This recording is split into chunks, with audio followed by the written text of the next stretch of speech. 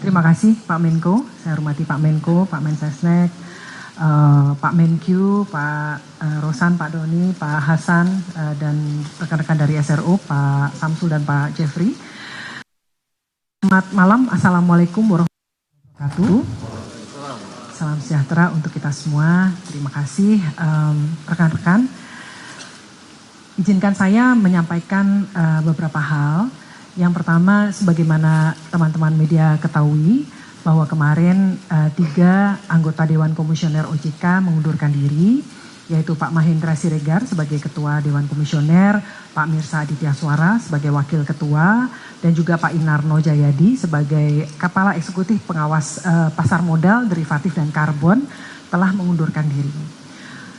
Oleh karena itu, tadi siang ya sampai dengan sore tadi, anggota Dewan Komisioner telah melakukan rapat Dewan Komisioner dan sesuai dengan ketentuan yang ada di Undang-Undang Nomor 21 Tahun 2011 dan juga dikuatkan dengan Undang-Undang Pengembangan dan Penguatan Sektor Keuangan Nomor 4 Tahun 2023, kami telah memutuskan yang pertama mengangkat saya, Frederika Widyasari Dewi, sebagai pejabat sementara ketua dan juga wakil ketua Dewan Komisioner OJK.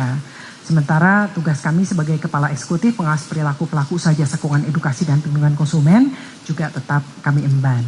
Selanjutnya Pak Hasan Fauzi diputuskan di dalam RDK tersebut menjabat sebagai pejabat sementara Kepala Eksekutif Pengawas Pasar Modal, Derivatif, dan Bursa Karbon, dan juga tetap merangkap sebagai Kepala Eksekutif Pengawas Inovasi Aset Keuangan Digital dan Kripto. Seperti itu. Jadi tidak ada kekosongan yang bisa kami sampaikan, dan kami memastikan bahwa seluruh kebijakan, program kerja, tugas OJK terlaksana dengan baik sebagaimana mestinya, dan kita tetap mengedepankan yang terbaik ya untuk kemajuan stabilitas di sektor jasa keuangan. Selanjutnya tadi menyambung dari yang disampaikan oleh Pak Menko, kami juga mempunyai komitmen untuk terus melakukan program reformasi pasar modal Indonesia.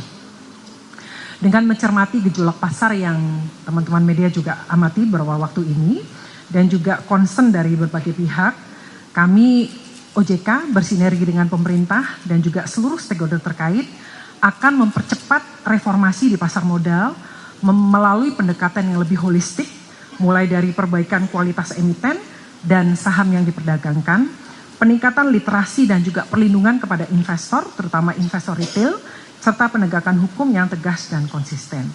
Kami juga akan terus meningkatkan likuiditas dan pendalaman pasar melalui kebijakan peningkatan minimal free float 15%, optimalisasi peran liquidity provider, serta peningkatan peran investor institusional, khususnya asuransi dana pensiun yang dimiliki oleh pemerintah melalui peningkatan batas maksimal investasi di instrumen saham dengan tetap tentu saja memperhatikan prinsip-prinsip kehati-hatian, tata kelola, dan governance.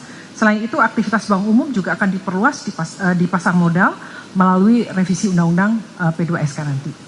Kemudian peningkatan transparansi pemegang saham melalui kewajiban transparansi UBO-nya, Ultimate Beneficial Ownership, Affiliated Party Disclosure, serta penguatan due diligence dan KYC oleh perusahaan efek.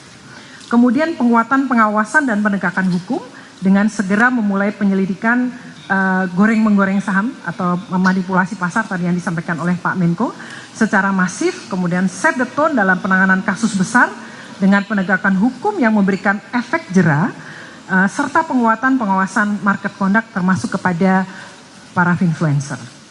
Kemudian penguatan governance dan mengurangi konflik kepentingan diantaranya melalui demutualisasi bursa yang akan mengubah struktur kelembagaan dan perluasan kepemilikan serta diikuti reformasi governance proses dan struktur di self-regulatory organization yaitu di bursa, KEPI, dan KSE.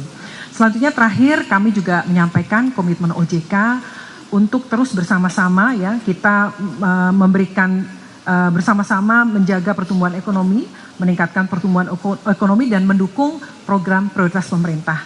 Beberapa yang bisa kami sampaikan, yang pertama perbankan terus menyediakan pembiayaan program pembangunan termasuk Koperasi Desa Merah Putih di mana telah disalurkan pembiayaan sebesar Rp148,6 triliun sampai dengan Desember 2025. Kemudian dalam rangka memberikan kemudahan bagi masyarakat dan pelaku usaha di wilayah bencana, kami telah menetapkan kebijakan pemberian perlakuan khusus atas kredit pembiayaan kepada debitur yang terkena dampak bencana di Aceh, Sumatera Utara, Sumatera Barat, berlaku selama 3 tahun sejak 10 Desember 2025.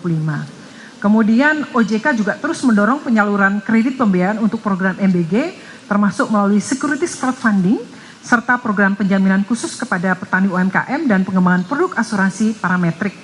Dapat kami sampaikan bahwa angkanya per Desember 2025 sebesar 1,17 triliun penyaluran kredit sudah disalurkan. Kemudian melengkapi kebijakan relaksasi terhadap pembiayaan sektor perumahan, kami juga terus mendorong bank, perusahaan pembiayaan, perusahaan Medal Funtura, BP Tapera, SMF, dan PNM untuk terus memperluas pembiayaan KPR bagi masyarakat berpenghasilan rendah.